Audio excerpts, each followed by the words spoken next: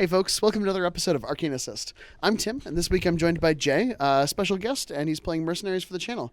Jay, do you want to tell us a little bit about yourself?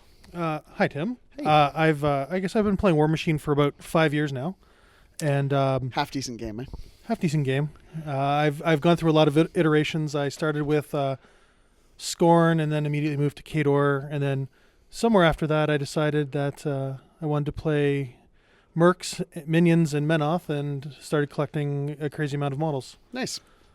So we're hoping to showcase a little bit more diversity. We're still on our project of exploring all of the theme forces in the theme apocalypse, and Jay has kindly offered to show off some irregulars today. I have to admit, as a Merc player who kind of got a little bit bored with the faction, Irregulars has put the jelly back in my jam. Okay. It is quite the exciting theme force, probably because you can do almost anything with it. Yeah, I mean, one of the things I've really enjoyed about theme forces is that limitation breeds creativity, but Irregulars is very much the opposite end of that spectrum. It's very free, and as a result, it can look like a lot of different things. And one of the things I was most interested about in playing this game is you're playing Fiona, right? Yes, I decided I wanted to try to unlock a new caster, something that's outside of my scope of comfort, and I said, you know what, I'm just going to take Fiona and just see what I can do with her. So I built a list around her, took it to a local steamroller. I believe that's the one where you and I both went 4-0, undefeated. We were undefeated. Local event, but a Shark Tank of players. Shark Tank of players. There's, I think, 9 current and former WTC players there. Yep, that's a bit par for the course in our neck of the woods. So without further ado, I think maybe we should just talk about what's in your list. So I have Fiona the Black in Irregulars. Mm-hmm.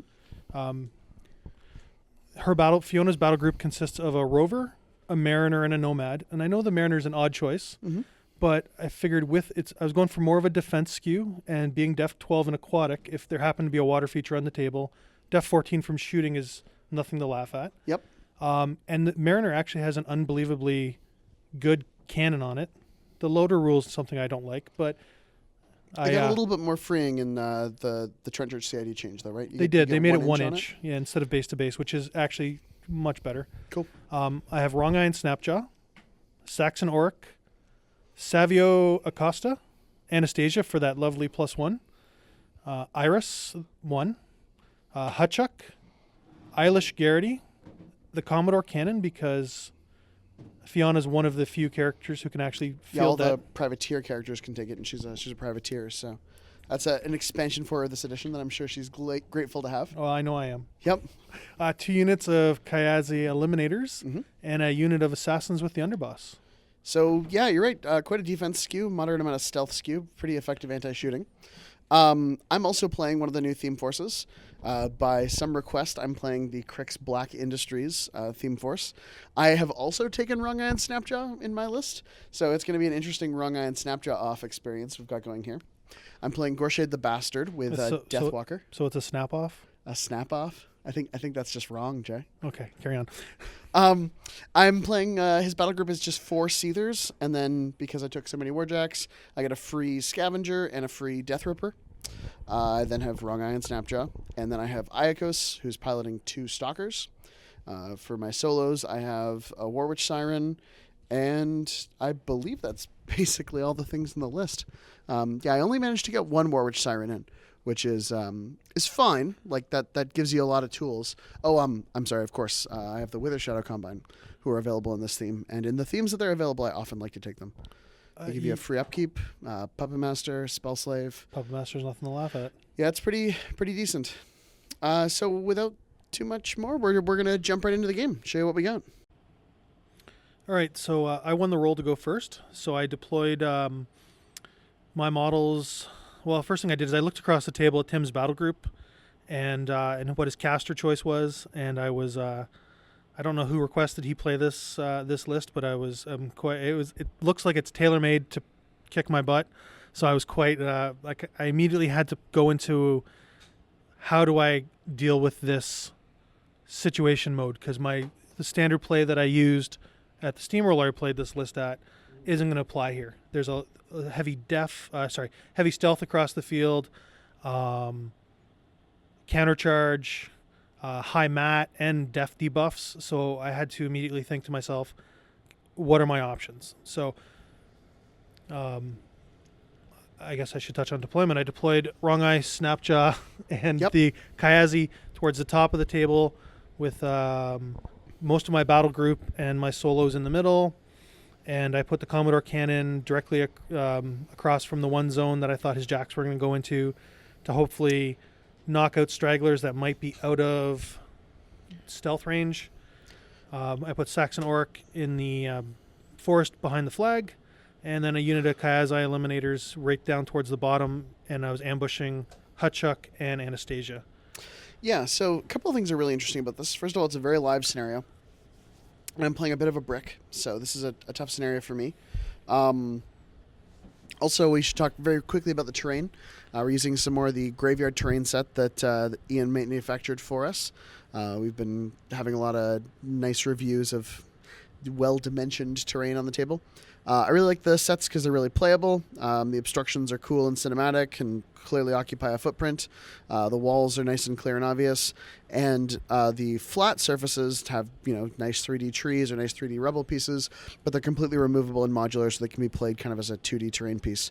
So it's really nice. It's a good set. That fountain piece is a shallow water in the bottom zone here. So Jay, I think you just threw some Kayazi and some Starcrossed Submerged Snapjaw in that zone? Is that right? Yeah, I believe turn 1 I cast Norcreen Brand, Roth's Mercy. I couldn't get that out of my mouth. I cast Roth's Mercy on the Kayazi so that they could sack pawn, so I could keep the underboss alive. I made it so that the Commodore cannon could models don't block line of sight. I turned Savio into an arc node and ran him forward. And I tried to contest the top and the middle zone and set myself up to put some models into the far zone that your battle group was moving into. So, I've got a bit of a puzzle on my hands. I'm hoping Iacus can score this flag, but I'm painfully aware that not only is he staring down a ton of Kayazi, but he's probably going to have a Hatchuk and Anastasia ambush into his back. So he's camping. He cast Escort, but he's camping the rest of his focus because I didn't want to send out any stalkers. I've got both of them in range to give me escort. The only saving grace in that little section of the board is that I do have a wall. So those Kayazi without Pathfinder and Saxon deployed way across the table are going to have a hard time getting charges. They can probably get some walks in and they can do some work, but they're going to have a bit of trouble charging the stalkers. Yeah, I struggled during deployment because I realized I needed the Pathfinder to charge through the wall, but I also really wanted another solo to score the flag on the bottom part. No, I mean it's a choice, and I think Saxon can do a lot of work outside of just being a Pathfinder bot, and I think you're kind of forced a little bit to compromise in this circumstance, if that's fair to say. Yeah, looking at your list and my list, I was really forced, and that giant obstruction in the middle, which is beautiful, Ian. I really had to split my list in a very odd way, and I thought, I'm going to use the Kayazi with Wrong Eye and Snapjaw, really trying to take advantage of that Star-Crossed Def 15 and melee, and then see what I could do with the bulk of your monstrous force in that other zone. So it should be noted that Goreshade did what I think is Goreshade's absolute best tool here. He cast Lamentation, he cast Shadowmancer, and he charged Screaming up the board. He's giving a couple of Seethers Stealth, Dark Shroud, and they already have countercharge. He himself has one focus, but is kind of got some line of sight block to him, and is a little tricky to see, and of course personally has stealth. And then the Deathwalker is behind the building, a little bit further up, trying to maybe debuff some strength if I don't know, Savio tries to come in and try to kill a Seether. And I'm looking at how you're set up, and I'm looking at the stealth, and I realize my cannon is going to be, for all intents and purposes, useless unless I can get a model off to the side. And I'm sitting here and I'm looking, what's my out? How can I get around Lamentation? Mm-hmm. How can I get around your stealth spell? And I really need a turn to take advantage where I can really push the envelope and get an edge on attrition. By sort of a bit of a time walk here? Yeah, so my feat is more of I like to call it a beta. I don't really do an alpha. I press forward, I feat, and I take your alpha away from you, and then I strike back while already engaged. So I'm looking at my models and I'm looking at where I can feat and what'll happen. So I allocate and I drop all my spells except for the Nokirian brand on the cannon because Lamentation, I'm not paying double for all those spells. And there happened to be a Kayazi, I think, in range of Goreshade as well. Just one. Just the one. Wrath's Mercy Kayazi in range. 14's big, and when he's sitting in the middle of that table right next to the obstruction, he's pretty well insulated right now. So I'm struggling right now because I ambush Anastasia. And I'm looking like, do I want to bring Hutchuk on? Do I want to save him to bring him on to the bottom to contest that zone if things go bad? So I actually spend a lot of clock just overthinking ambush, which... Yeah, I mean, it's a really powerful rule. I find a lot of people, certainly in the early stages of ambush being introduced into a lot of theme forces, have been just kind of like spending too much time on it or not giving it enough thought or not really being quite aware of it, and therefore they ambush units later than maybe they would have been most impactful. I think, Jay, you've done a really good job with this list of always being aware of your ambush and very relevantly trying to capitalize on it on your second turn. But there's some really interesting questions like, does Stacy come in here? Do you also send in Hutchuk so that hopefully the two of them can kill Iacos? Or do you put her in and then force me to play Iacos cautiously a second time when I have to protect Iacos from Hutchuk as well as Anastasia? And ultimately that's what I decided. If I was going to keep Hutch in reserve and just use Stacy. So here I am. I'm looking at my turn and I'm thinking, what's my out? What am I going to do? So I come up with a plan where I'm going to...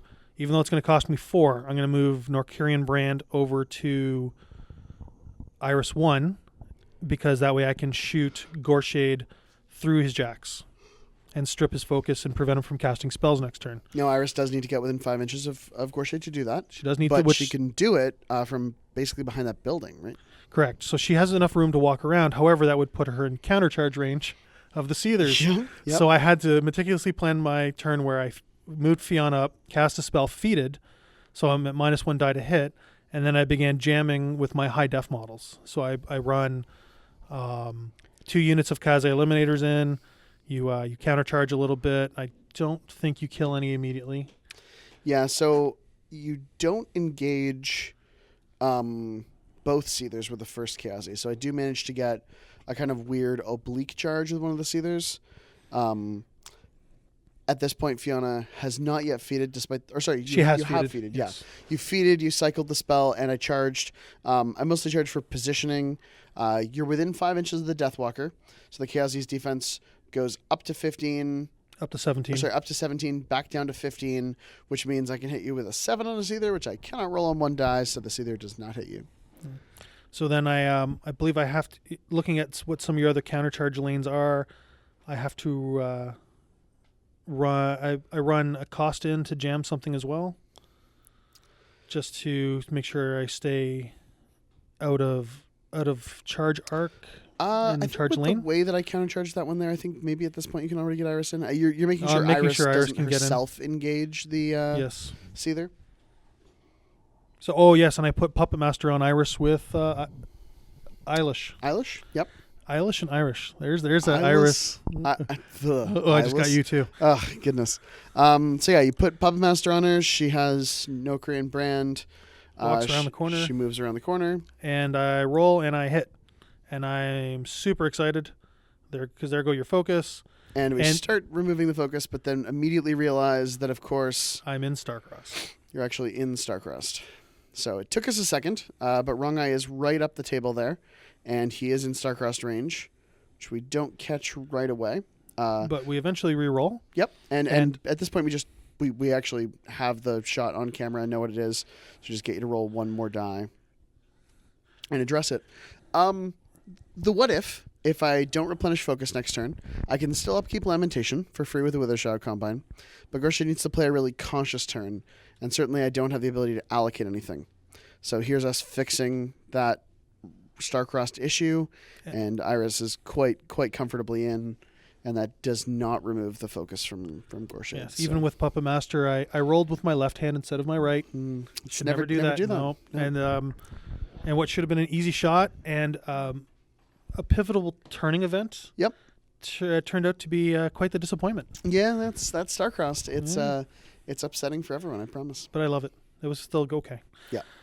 No, it was a good plan. Didn't quite pay off, but the Mariner charged in. I think missed its attack roll. No, I'm pretty sure it hit and just did marginal damage. I Right. rolled. You badly. did hit under star-crossed, but you didn't do a ton. We've got some eliminators at this point charging in.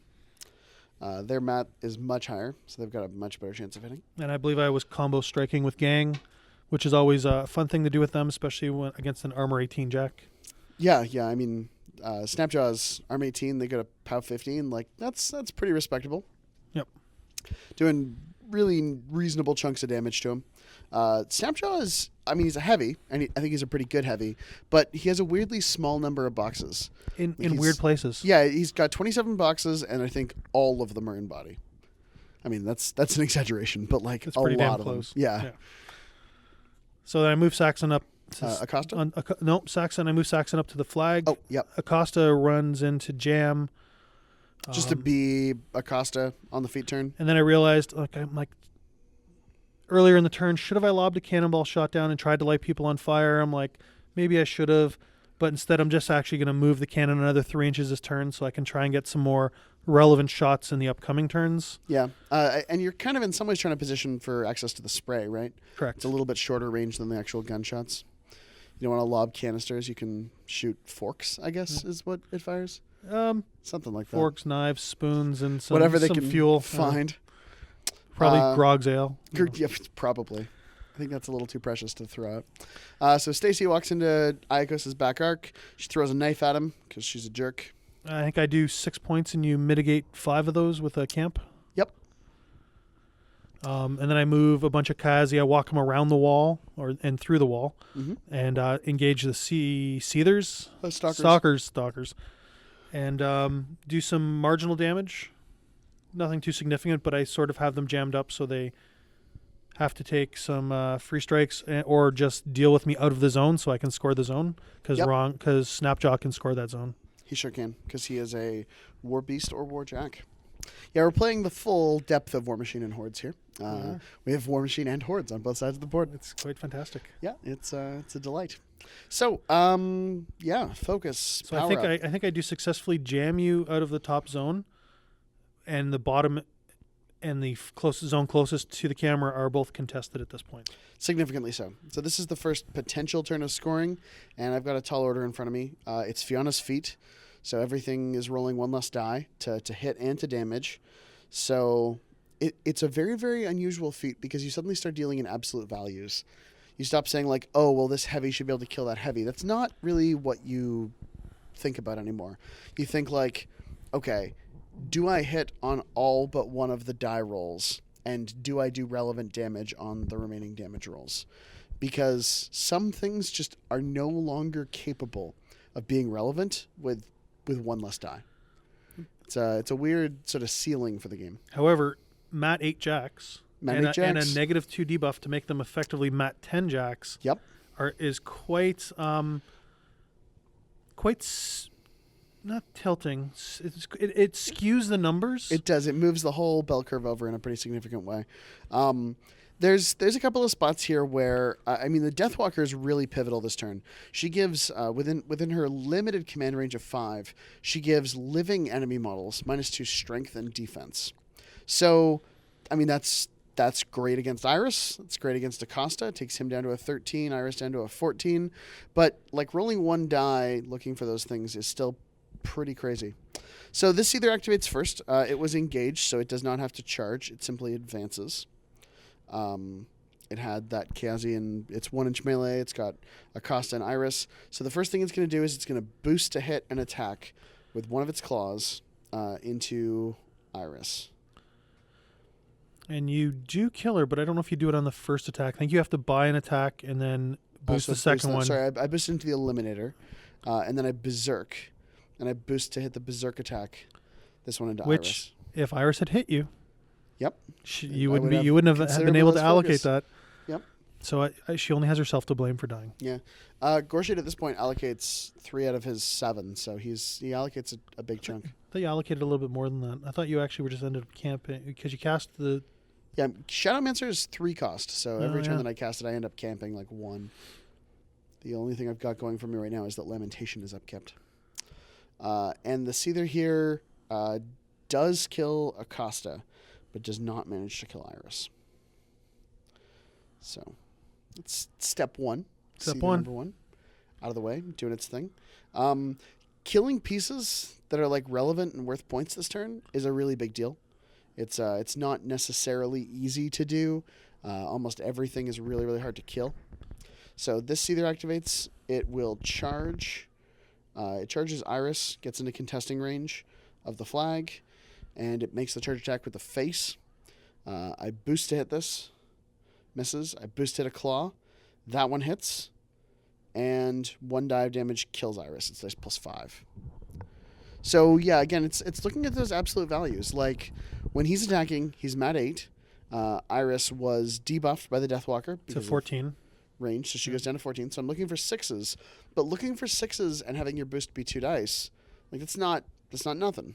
No, and again, how playing this list on this map versus some of the other tables we've played. Sure. Like it's even more skewing when you can throw Starcrust into that. Yep, absolutely.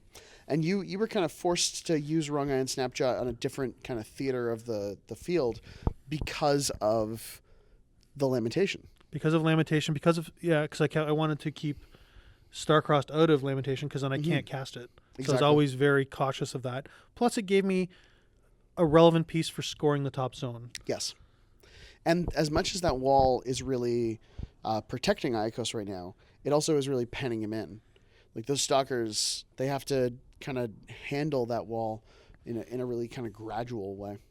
They have Pathfinder and they can walk through it, but they're bogged down in Chaosi pretty thickly right now. And Free Strike with Gang is not something they want to take. No, and they can jump, but that limits their mobility to 5 instead of 14. So, Fiona's feat continues to be a real puzzle. Snapjaw, boost to hit some attack rolls. Trying to hit some of the Chaosi. When I activated Goreshade, I did move Deathwalker around the other way. So she managed to debuff one of those Chaosi. You were exceptionally strategic with her, which was quite upsetting. That's all I'm going to say. I activated about 50% of my army on this side of the board while she was positioned for the things that it was willing to take out, and then I repositioned her. I think she actually was maybe one of the most powerful pieces in the list this turn. She was a game changer. Yeah. Now, and again, it's about those absolute values, like just reducing the projection of numbers. And then, so my plan was, okay, I'm thinking, and I don't know Crix very well. Like I know Crix, but I don't know the minutia. Sure. Like Death. What she actually like. I knew she was a defense debuff, but I didn't know she can come back to life. So I started talking to you about what I needed to do to kill her, and because I can get those Kayazi. If the Kayazi live, I could potentially get in there and charge. And then you're like, oh, I just have to kill a living model, and she comes back, and I'm like, okay, let's rework this plan. I've actually killed a lot of living models already, so like you're gonna run out of living models on this side of the table. Like we're staring down your battle group and like a couple of other pieces. Goreshade has to get in the mix and kill it himself. I found the Seether here charged. It did not manage to kill either of the Chaosi. I mean, again, I'm just hoping to get a little lucky. They're def 17. Seether's mat 8, so I'm looking for 9s on 2 dice. And I think you tried to put an attack in the Mariner on 1 die, and at the def 12 actually mattered. Yep, the def 12 did matter. It absolutely did. I rolled a 3 to hit, and it was Snapjaw. Snapjaw attacked the Mariner. Yep, and missed with most of the attacks actually. Yeah, he boosted a couple of attacks in the Chaosi, but he missed a good chunk of his attacks. So Wrong Eye advances over here. He keeps Snapjaw just his max 8 inches, and he puts up Starcrossed and Submerge. I then sort of try to block a lane to him a little bit by moving the Scavenger in. Scavenger's a pretty effective late game piece. I found it's really decent at finishing jacks, but it's not going to do any work on Fiona's feat turn, so I'm mostly using it to deny space. So I'm already thinking next turn, what do I need to do? And I'm trying to figure out.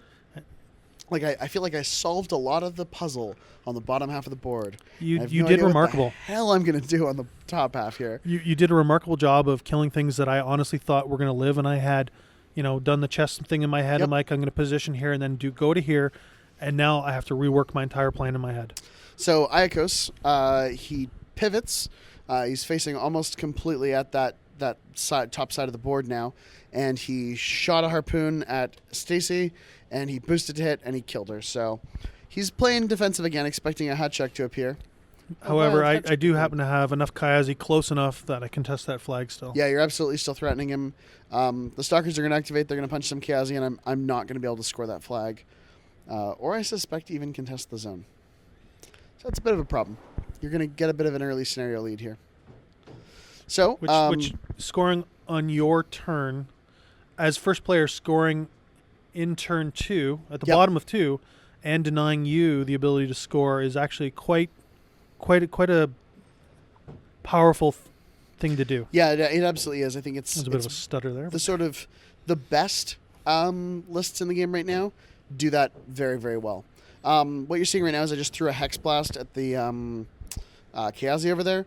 Happened to clip a couple with Blast, do a few points to one of them, and I think I killed the Underboss here. Yes, you do. You kill the Underboss. Yeah, he fails his tough check. Yep. I don't kill him on the first roll, but I use Puppet Master, which I throw on this unit, and I kill him with that one. So Hex Blast and Puppet Master from this unit, they've already done work. And the fact that I couldn't upkeep my Sackpawn spell. Yep, that helps too. Because otherwise that Underboss would have lived. Been super good. Roth's Mercy. Roth's Mercy. No mercy for Roth's Mercy? Is that the... So the Stalkers activate, and they just start going in here and punching. They're under Starcross, so I'm boosting to hit attack rolls to hit Kayazi and missing some of them.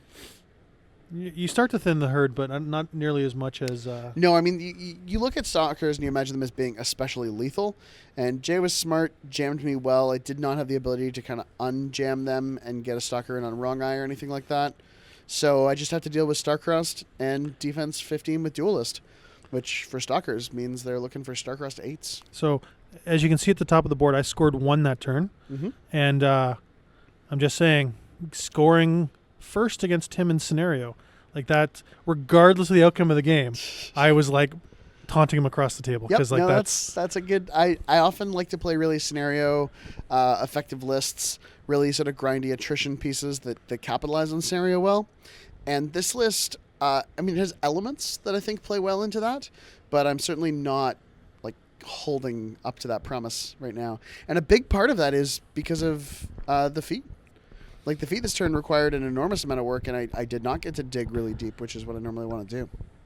So right now I'm trying to put Hutchuck in a spot where I was hoping to get a charge into your back, and I just I don't think I could find the right angle, but I need to get in there and contest and try and take a shot at you. Basically facing at a 45-degree angle toward that clock. So because of Lamentation, my exceptional spell list is sort of null and void, and I've become a living mana battery, focus battery. Sure. So I put 3 on the, after power up, I put 2 on the Rover, I put 2 on the Mariner, and I try to see what I can do. Because I believe I have a Death Ripper, a Seether, and Snapjaw all within Thresher range of the Mariner. Yep. And that's not a bad thing at POW 17. Correct. So I'm like, all right, I can get a Thresher attack off here and hit all 3 of them, see what I can get out of that. I think I get a little over anxious with the Kayazi, and I end up because of acrobatics, I get a charge into Wrong Eye's back in the middle zone, and I think should I take this charge, or should I keep them as relevant contesting pieces in that zone? And I decide that I'm going to risk it and go after Wrong Eye and the Warwitch Siren and the Warwitch bottom Siren corner of the zone. And I'm not saying that that's wrong. You do have to roll against Starcrossed, which in the back though. Yep, it's true. Without the gang bonus, because I'm like, do I split the models? Do I go in? And I eventually split the models. I hit Wrong Eye, and I think roll very badly on damage and do 1 point. You roll pretty okay, but you're still in the Deathwalker aura, so she gives you -2 strength. Yes. So you comboed, but you're at 13, which means your dice -4, and I think you roll like a 9 or a 10, and you do like 1 or 2 5 points of damage. Yeah. 4 or 5 points of damage, and like he's got 8 boxes and tough, so he's still hanging out. But anatomical, so they wouldn't have been able. He wouldn't have been able to tough had I killed him. Fair enough. Yes, that's true. But I do kill the War Witch Siren and then sidestep into a relevant contesting position where you can't get my back. Slightly more annoying spot. That's good. The one Seether happened to be out of stealth range, so I take the opportunity to slam it with a cannon slug, knock it back d6 inches, and knock it down. Yep, that's super good. However, I don't do nearly as much damage as I should because of Carapace. Yeah, the other effect of this theme is that my Warjacks get Carapace. So even that guy sneaking out of stealth range is, well, my specifically heavy Warjacks get Carapace. But they're doing well, protecting themselves. So we check, and I think the Mariner is out of Starcrossed. Just barely out, but he's out. So I boost to hit. Yeah, it's a weird spot because Snapjaw is just in, and the Mariner's like on the same vector as him, but the slight angle means he's out. Yeah. It's really tight. So I boost to hit the Lightjack, the Ripper, and then I just raw dog into the other two, and then I end up boosting damage into the Seether and into the Ripjaw. Into Snapjaw, right. Killing Snapjaw. Kill Snapjaw. I kill the Ripper, I believe. The Death Ripper. Death Rip? You do some damage to the Death Ripper, but don't quite finish it. And I do a significant amount of damage to the actually. You boost in the Seether, and it takes a whole bunch here. Yeah. Yeah, the Jacks are pretty roughed up. The Mariner actually did a lot of work. The Thresher and the POW 17, like it was a surprisingly effective Jack this turn. You know what? People say it's really not a good Jack, but the more I use it, the more I'm really starting to like it. It brings tools to the table that you can't get anywhere else in Mercs. Yep. Well, okay, there is Thresher on another Jack, but the Mangler, but it doesn't have a cannon, so it does not have a cannon. The Mangler has no cannon. So I believe I move the Rover in and I kill this other Seether. Well, you're attacking in the back, and you're fully loaded, and the Rover has just a bazillion attacks. And point blank makes his gun into a melee attack, so I don't get Carapace against it. So like you're gonna do a ton of damage here, which you do pretty readily. And this is like you talked about your feat kind of enabling the Alpha Strike or being kind of a beta feat that really dampens my Alpha Strike and lets you hit back really hard. And I think we're seeing evidence of that. This is the term where you're hitting back and hard. And I'm trying to tilt the attrition back my way because I did lose a lot of solos the previous turn. I lost what I would consider some key pieces for causing grief and havoc. Yep. No, I agree. However, you're taking some of those tools away from me, and we're about to see what Hatchuk can accomplish on this flank. Now, one of the best rules he has is the takedown bomb, or the ability to throw a bomb before charging. Yep. But Iacos has stealth, so his like Hog Wild or whatever it is doesn't get to really have any effect. Wild shot. Yeah, wild shot. Pardon me. I think he throws a bomb and it scatters off. It scatters automatically. I was just trying to do some chip damage to see if I could make you burn through a focus point. But you do charge in, and he's looking for an 8. Did he miss or? I think this is I missed this turn. Yep. Yeah, you miss and don't quite kill Iacos. I mean, he's there, and he's an ogre, so he's not trivial to kill. So now the plan becomes, how do I deal with some of these other pieces that are causing grief, like the Wither Shadow lobbing hex bombs my way? Yep, that's the thing you don't really want to see. So I charge a couple of Kayazi down. I walk a few Kayazi through with parry into the back arcs of some of these Seethers, and I get one into the back of Iacos. No. You just, a couple of them have to advance to give gang.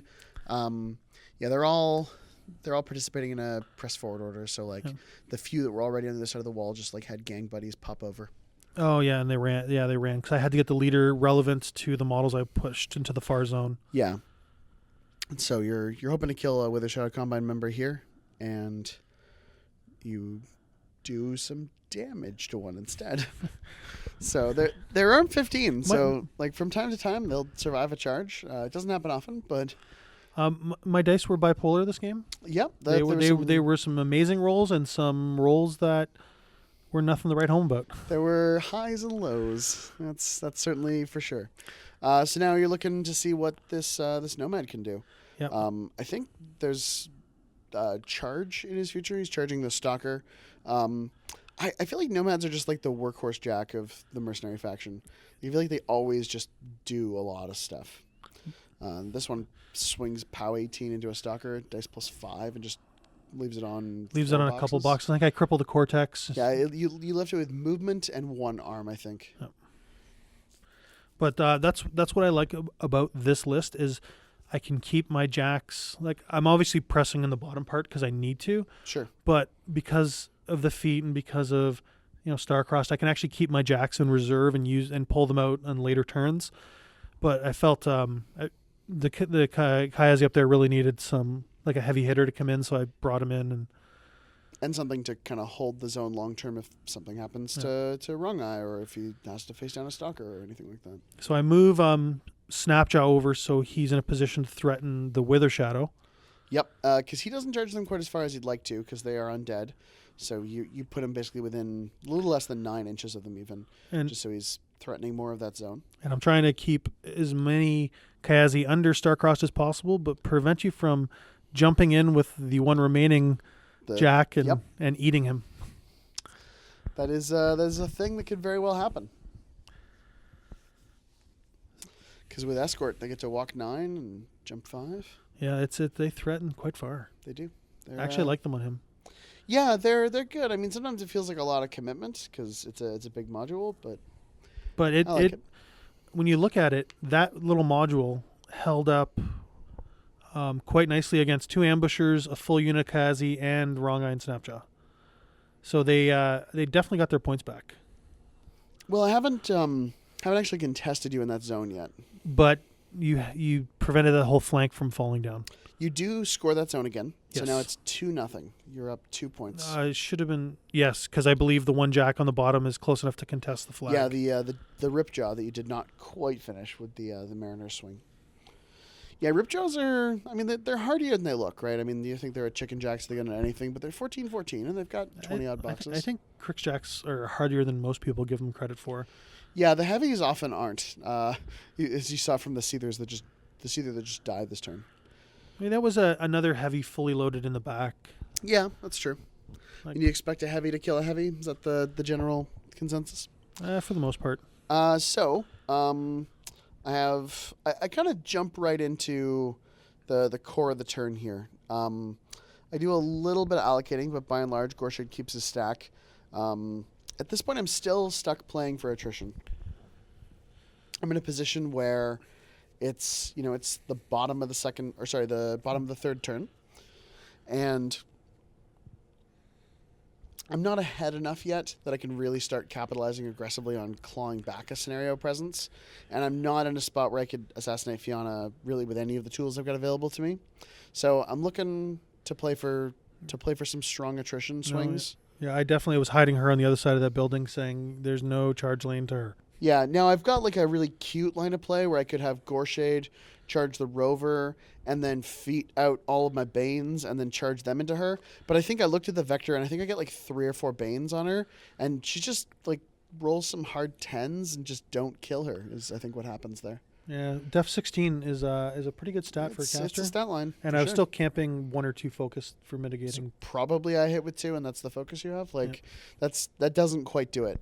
I did consider it because things aren't looking amazing here, but instead I decided I'm gonna try to put some scenario pressure on you. So the Wither Shadow killed a couple of the Kiazi who came in against them. One of them collected a soul. Against the Eliminators, Wrong Eye is going to walk in and boost. Kills one of the Eliminators. You know, the fact that the Wither Shadow can collect souls is just fantastic. Yeah, they're really decent, especially when they're not fighting with your caster for it. I mean, Goreshade's a vampire, not a lich, so he doesn't collect souls. He just kills people. So I'm activating the the Scavenger. Scavenger walks into the back arc of a Kiazi, boosts to hit, hits, and I'm expecting to just one-shot it, but unfortunately rolls a 4 for damage.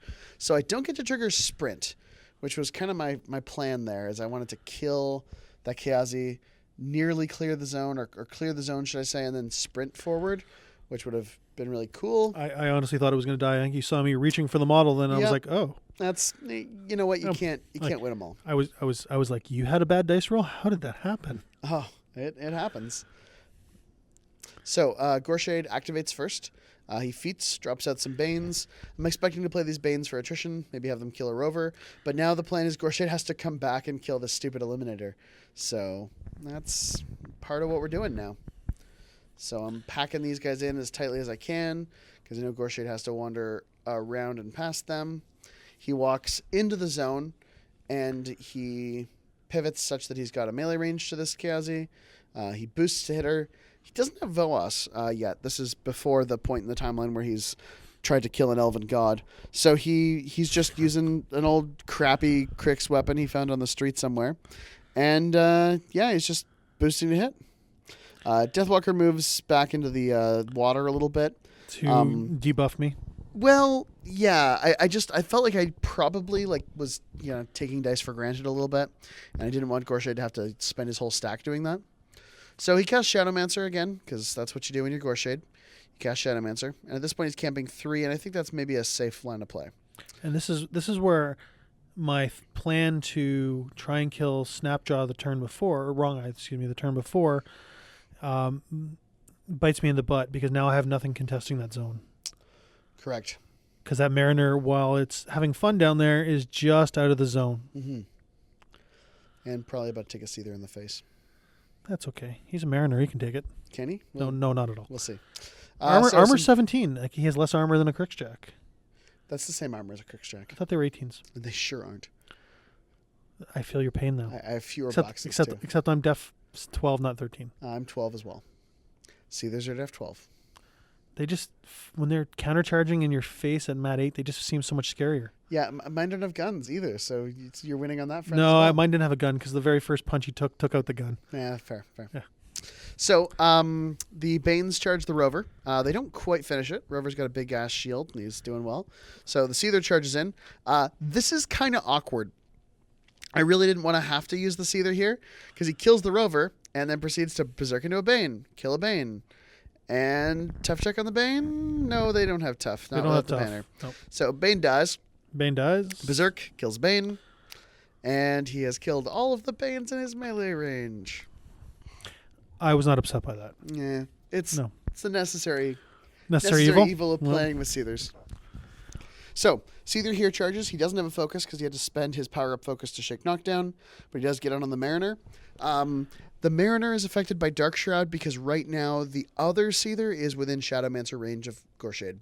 So I get to be Power Strength 19, do a whole bunch of work there, and then this Ripjaw runs over into the zone, and the Seether runs over to the flag. Now, he can't score the flag, but I'm at least threatening the Commodore Cannon, and I'm contesting that flag really, really aggressively. And you kill. And I kill Saxon. Poor little Saxon dies, and my entire flank goes with it. And that's now I'm pushing back on attrition, and I'm starting to claw my way back up in on scenario. So the bottom side of the board is doing what I need it to do and what I want it to do. What the heck am I going to do with this positioning nightmare that is the top side of the board? It's only bottom of 3, and I've dealt with ambush twice. So Iakos jumps. He walks to the edge of Hatchuk's melee range, and then he jumps over to one of the Kiazi. He's in his back arc. Boosts to hit. Hits him. Kills one of the Kiazi. He did upkeep escort. So now what I'm trying to see is if I can charge a Stalker into Wrong Eye. Stalker charges Wrong Eye. Takes a couple free strikes. Just one free strike. There would have been 2, but I only get 1 free strike because I killed the other Kiazi. Yes, and reduce the gang. Which is important. Yes. With the gang there, I think I'm a lot more afraid of this free strike. So he gets a charge in on Wrong Eye. So, spend his 1 to charge, did not take a free strike from the Nomad. And Matt is 7 against your defense of 12. Needs a 5 to hit. Rolls it, hits it. Power Strength 12, Grievous, so he prevents you from toughing. Does 7 damage.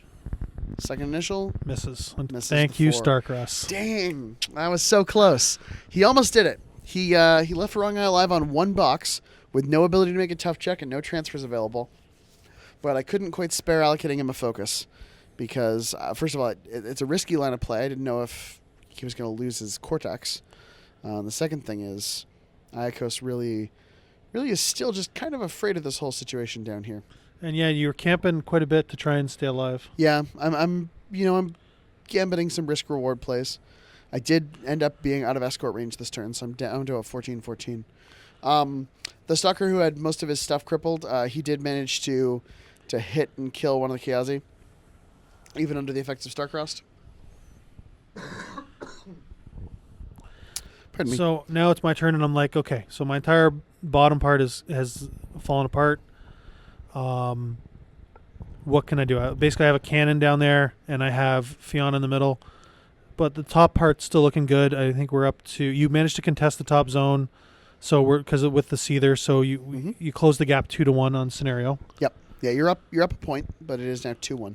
So I'm looking at the cannon, and I'm like, okay, well, I can, slam a jack over top of a Seether. I can shoot a Seether with a slam shot, knock it over a lighter jack, do some damage to the lighter jack, and hopefully slam you into the obstruction if I roll far enough. Sorry, the obstruction, and do some extra damage. So we try to look at the shot, look at the angle, and I don't believe the angle takes you into the obstruction, or I don't roll far enough, but I do. You were looking at one point about just trying to see if you could knock down Goreshade with the jack. Yeah. But it's you wouldn't be able to even if you rolled a 6 for distance. So I take the shot, eventually knock the one jack down, knock a couple jacks down because the one goes over top of another, do some piddly damage. We'll see. I mean, at this point, you're kind of just contemplating what the plan is, right? I mean, what is this turn about? Is this attrition? Is this scenario? What are you trying to do? Basically, this turn I'm trying to... My plan... What I'd like to do is score 2 in the top zone. Okay. To try and stay relevant, contest the middle zone, and concede 1 in the bottom zone. So just keep scenario parity? Or are you trying to score a flag? I'm trying to score the... I want to use the Kiazi to try and kill... Iacos, so that Hutchuk can score that flag, and then that frees up Wrong Eye and Snapjaw to move into the other zone, be very competitive, and my Nomad can then score that top zone and be held in reserve. Yep. So the Kiazi go in. I think they do... sorry, this is the cannon shot now.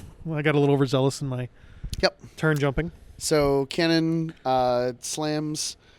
gets knocked down, knocks down the Bane, kills the Bane, and Carapace once again keeps the Seether from taking too much damage. I mean, normally guns just blow arms off Crixjacks. With Carapace, you're just sort of chipping away at them at a regular rate. Yeah, it's worse than shooting a Kador Heavy. No, because I have way fewer boxes. It's still worse than shooting a Kador Heavy. The profile looks like it's worse. On this side of the gun, it's worse than shooting a Kador Heavy. All right, fair enough. Harder to hit.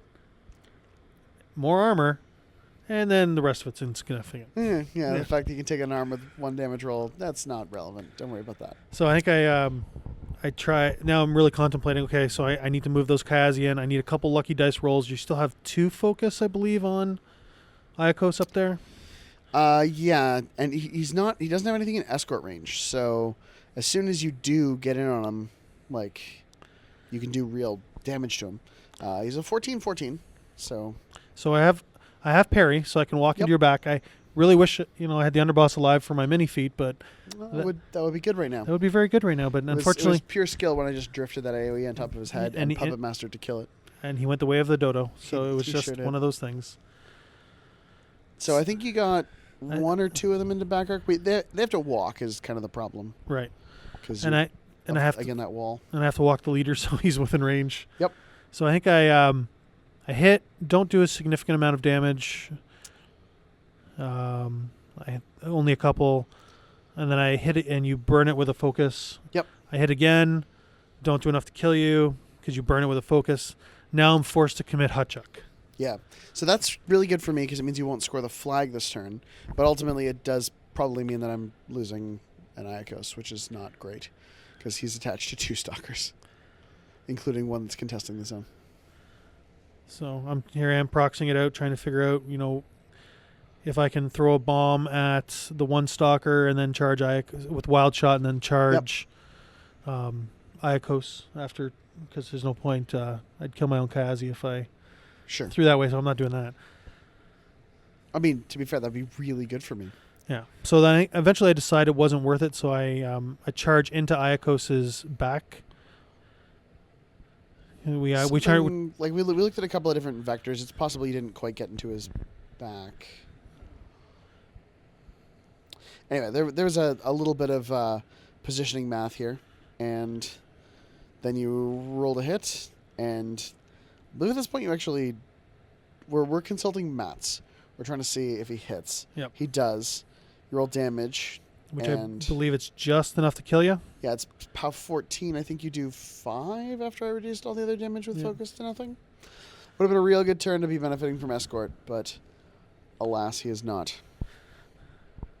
So now I'm measuring distance to Snapjaw, or Wrong Eye. Measuring distance to Wrong Eye from the Nomad. He's definitely out of range. I'm looking at... or no, he was in range. I think he was just in 10 for the sword. Right, you're looking at what I he could possibly kill. Yeah, I was seeing what Snapjaw could do and what the Nomad could do. Because the Nomad actually had a pretty good facing and 3 focus allocated to him. But I think Snapjaw was just... I was trying to put Snapjaw in a vector where he wasn't blocking the Nomad's charge, but I can get rid of some of those Wither Shadow Combine. Yeah, I mean, he did move up to threaten them the previous turn, and threaten them he did. Because of the Kazi jamming them, they didn't have the ability to really back off. So he charges, he boosts to hit, looking for a 7. Under Starcrossed? Sorry, no, he does not boost to hit. He's under Starcrossed. His second initial, he does choose to boost to hit. That one, he is under Starcrossed and misses again. I missed, and then I think I buy and boost because I'm tired of missing. And then I actually hit, and I think I kill this. No, I leave the one alive. I only kill one of the 3. Yeah, Starcrossed is good. Heard it here first. And now we're trying to measure up the Nomad to see if I can get in. And I think after doing some jockeying back and forth with a proxy, we eventually figure out I can actually get in there and take a couple shots at Mr. Wrong Eye. Yeah, it's the lane's pretty tight, but you can just do it. Before you do that, you have. I move my caster over to keep her a little protected, and she's now hiding completely behind the building. And then I move Eilish. We kind of mulligan that move a little bit because you realize as soon as the Nomad leaves that zone, you'll need Fiona in it to score it. Right. So we move her into the zone. Because all she did was run that turn anyways. Yeah, exactly. And then we move Eilish up, and I Puppet Master the Nomad. Yep. Because Puppet Master is good. It's super good. I think we heard it here first or second. Indeed. So the Nomad charges. He's mat 6. He's got a back arc. He needs a 4 to hit. He's under Starcrossed. He boosts it just to lock it up. And then here's Wrong Eye. Toughs, but it's knocked down. It's knocked down, buys an attack, and that kills Wrong Eye. So Nomad does manage to finish Wrong Eye, which is a real big turning point. Even though Snapjaw is already dead, Wrong Eye is pretty important. So now I really wish I could have got Wrong Eye up to the flag in the top, but I couldn't. So I'm looking at it and I'm pressing the zone. We're still both contesting the middle zone. Neither of us have a unit in there. But I'm pressing. I have the option now to press really hard into Goreshade in the backfield. Yep. With 2 heavies. And I believe I score 1, you score 1, so the 1 point lead is maintained. Yep. So at this point you're on 3, I'm on 2, and this is the bottom of 4. So the turn goes back to you, and I've hopefully given you some questions to try and answer. Yeah, there's a real puzzle here. You've broken down both of my mini battle groups, so now it's down to Goreshade and friends. I've still got the Deathwalker up, and I've still got Goreshade just kind of being a boss. The Seether up top is in a position to probably kill the Commodore Cannon. And I've got 3 members of the Bane unit left. And they're not really well positioned to do a lot of things right now. So here's the charge with the Commodore Cannon. I hit it. As you can tell by my reaction on the camera, I was very surprised you did that. I didn't see it coming. I do a bunch of damage to the Commodore Cannon, do the face attack on the other guy, kills him. I berserk into the Commodore Cannon with a arm, and I kill the Commodore Cannon, which rips the unit off the table. So, Seether kills a Commodore Cannon. Step 1. Step 2 is find a way to score some elements. Goreshade is in a position to run to that flag. That means I won't be casting Shadowmancer, which is a really great spell, but I can still have Lamentation upkept. So we're gonna come back to Goreshade in a second. Member of the Wither Shadow Combine just moves in on the Nomad here. Moves past, and it takes a shot at one of the Kiazi. I think you were trying to kill Wrong Eye because I didn't submerge that turn. I only Starcrossed. Okay, fair enough. Tries a Darkfire there. Didn't pan out. The other member of the Wither Shadow Combine just does some damage to the Nomad. Tries to soften it up. I'm expecting just little chip damage here. And now you have a Seether in hot pursuit mode chasing Fiona. Yep, we're going to chase her around the merry-go-round here, threaten that other zone there. I'm not going to be able to stop you from scoring that far zone this turn, so that is what it is. The Banes are also going to run, and the Seether over here runs. Goreshade runs to the flag. Which, I'll be honest, I didn't see that move coming. It was a brilliant move. Yeah, I do have to keep Deathwalker within 4 inches of the flag. That's a rule, but she's got some distance with the move there. And then I've got a Stalker here who I really should have left in this bottom zone. That would have been super smart. It would have scored the zone and gotten me a point. But instead I'm like, I've damaged the Nomad. I'll charge it. I'll be a Weapon Master at POW 11. Probably not worth doing. I roll okay, but it's just not worth putting that damage in. Unfortunately, at this point, you score a point and go to 4. I score a point and go to 3. So we maintain scenario parity rather than tying it up, which is what I was hoping to do. So now it's my turn, and I'm thinking, okay, Fiona has to run for her life because there's a whole lot of pain coming her way. So and Goreshade is now effectively safe from my the remnants of my heavies on the top. So I look and I'm like, okay, my plan is all right. I'm going to try and get Wrong Eye over to the flag, keep Snapjaw in range, hopefully use Snapjaw to kill the Seether that's in my face, and then get the Nomad over to contest the other zone or claim the other zone. So I allocate 3 to the Nomad just in case things go off the rails and I need to use them as a brute. And then I run Fiona as far as I can to the farthest corner away from that impending doom. Or will be. Yeah, so there's a couple of attack rolls made here. Hatchuk comes over to the flag, so it's going to be his job this turn to score that flag. It's probably a good roll for him. He's durable, tough to kill from a distance. And then Wrong Eye himself comes in. That's what it was. I had to move Wrong Eye over to get more distance on. To have control area on the Snapjaw. Yeah. He comes in, charges, kills that member of the Wither Shadow Combine in melee. Doesn't have much else he can do, so I think he just puts up Starcross to this point.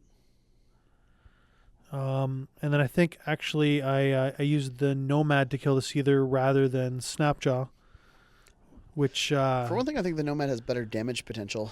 It's got a lot of focus. Maybe not. I think they're pretty close, actually. And I actually don't end up killing the Seether with the Nomad? No, I do. Scavenger, yeah. Scavenger, I do. You do.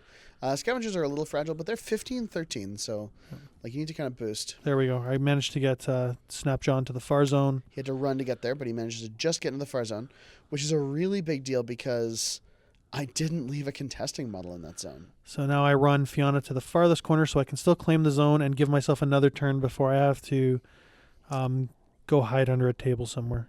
Yeah, and this time you score 3 points. You go to 7, and I go to 4. So that's a problem.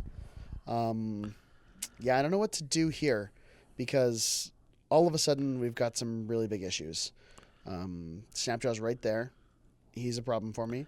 what I thought I was doing, which is aggressively threatening Fiona and taking the conversation to her on that side of the board. It turns out was actually giving up maybe a little bit too much ground in this scenario. Goreshade's unit activates. The Deathwalker runs to be within debuff range of Snapjaw. Goreshade charges. He out of Starcrossed. He's out of Starcrossed. That's correct. He does a big chunk of damage. Hits a second attack. Boosts damage. Rolling pretty well. Buys an attack. Hits again. Boosts damage. Nice solid 11 there. Buys an attack. Hits. Boosts damage. And I think finishes Snapjaw. It's a pretty big deal. That is a big deal. He gets a point. I mean, I've obviously left the flag, so I'm really only getting 1 point on this side of the board, but I felt like Goreshade was the piece that had the capacity to do it. The Seethers run deep on this bottom side of the zone, and a Seether runs over to contest. So Jay scores on the flag. We're now looking top of 6. He is at 8 points, but I've managed to get to 5. So I only have 3, so I need to kill this. If I can kill the Seether and get the flag this turn, I can win the game. No, I can't because you'll score the bottom. Yep. I need to be able to contest. I don't have enough pieces left on the board to. We're running into one of those really weird, kind of unique situations in Spread the Net where like we're kind of bleeding pieces so fast that it's maybe going to come down to a turn 7 situation. So I run Hutch into the middle zone to be a contesting piece. I run Fiona over to score the flag to stay away from the Seether. And then I send the Nomad into the Seether on the bottom. And I think I put the remaining Kayazi into the top zone to contest it. Yeah, I think you charged the Seether a little bit there, didn't you? With the Nomad on the bottom. So the Nomad... Yeah, the Nomad on the bottom attacks the Seether and didn't do a ton. So I send... Oh, and I was trying to do a really quick turn because at this point I only had... It was turn 6, I believe. Yeah, we're both pretty low on clock. And I had 30 seconds left. In the interest of it just being an interesting game state, I think we played it out here, but one or the other of us clocked at this point. I did. It was me. I had 30 seconds left on the clock. I wasn't going to name names, That's but that's fine. fine. I'll admit it. I lost on clock. Okay. I had 30 seconds left.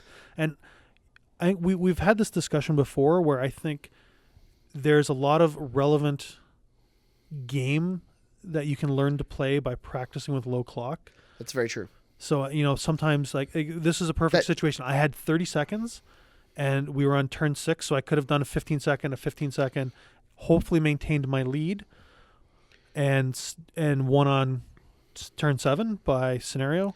But I ended up spending 20 seconds on my one turn, so I was going to clock before I could finish.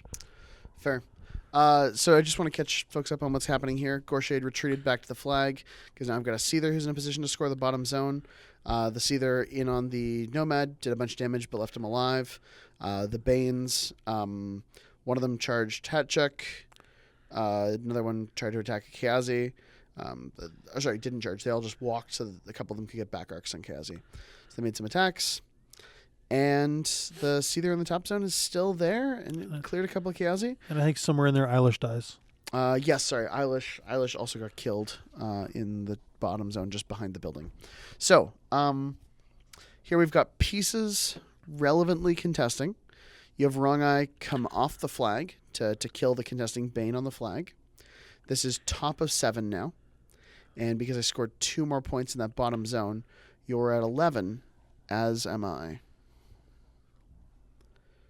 So at this point, I think I slow the pace down a little because I've already clocked, I've already lost. Mm-hmm. But we just want to see, what can be done and where the actual game would end at 7 turns.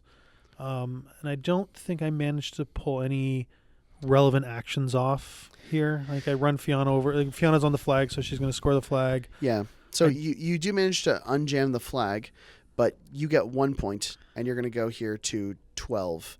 At the same time, I'm going to go to 13, and you're going to pass the turn to me for the bottom of 7 with me in the scenario lead. I'll capitalize on 2 more points and be in a 14-11 victory on the bottom of 7. And 14-11 or 14-12? 14 pardon me, 14-12, 14-11 if I move something to contest the flag. Yep. Yeah. So that's the game, folks. I think kind of maybe one of our more nail-bitey games. Definitely a lot of interesting pieces moving in this matchup. It's down to the wire. It was a fun match, and I think as much as I love the mercenary irregular theme, I really liked the list you brought, and I like the what's the name of your theme again? I apologize. It's the Black Industries. Black Industries. I couldn't get that out. Yeah. It's a good theme. Yeah, and there's a lot of moving parts in irregulars, a lot of very, very independent, really self-supporting modules. I mean, there's a lot of synergy in the Fiona and Starcrossed and like Def Skew, but also like once all those things have to kind of operate on their own, they do a very, very good job of doing that. So I really liked it. Let us know what you think. Let us know what kind of theme forces you'd like to see explored in the near future in the comments below. And I pretty much own every Merc model, so I can... Yeah, if you've got more requests for Jay, he's becoming something of our resident Merc expert, and we'll be showing off some more mercenary lists in the near future. So if you've got specific Merc list requests, please let us know. As I've been telling people, when Charles Soong looks at your list and goes, "Damn," you feel a little good on the inside. Yeah, no, that's high praise. Charles is a really excellent player. All right, folks. Well, that's us, and we shall see you next Monday.